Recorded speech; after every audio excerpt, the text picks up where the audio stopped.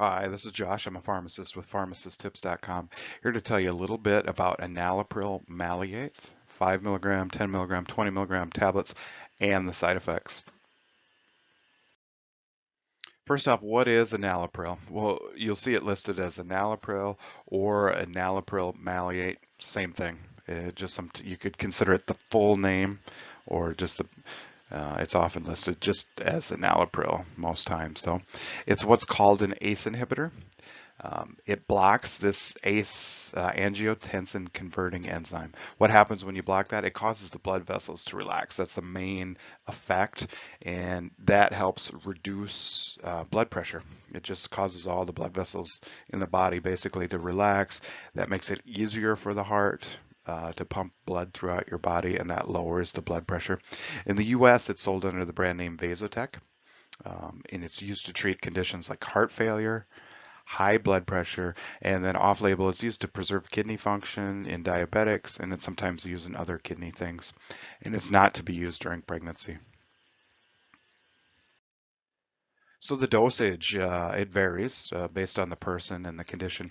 For heart failure, we see it generally started at 2.5 milligrams per day, slowly increased, every 1 to 2 weeks generally, up to a maximum of 20 to 40 milligrams a day. Now, if you're on the 40 milligrams, it's going to be split up to like 20 milligrams twice a day.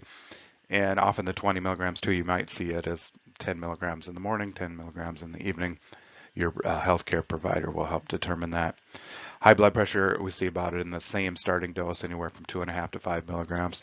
Again, increased every 1 to 2 weeks in that maximum of 40 milligrams a day. And we do see it paired with a diuretic or a water pill a lot. You'll see it with paired with hydrochlorothiazide, or HCTZ is frequently seen. The two together just have a synergistic effect on the blood pressure lowering, and they just work well together. And of course, other doses depending on your condition and what your doctor is using it for. So the side effects, on a whole, we see it tolerated pretty well. It can increase something called serum creatinine. That just is an indication of how your kidneys are working. Your doctor will monitor for this. It can affect potassium. And so you want to watch, you don't want to take any of those salt substitutes that have potassium in them. You don't want to increase the amount of potassium in your diet significantly. Your doctor, of course, will monitor for these, but you just want to make sure you're not increasing your intake of potassium, as this medicine can already increase that a little bit. Those ACE inhibitors are known to cause a dry cough sometimes. It just a persistent cough that doesn't go away. It can happen anytime you're taking the medicine. It's not super common, but it can happen. You always want to keep that in the back of your mind. Of course, anything that lowers blood pressure can work too well, cause low blood pressure, dizziness, and diarrhea, headache are possible as well.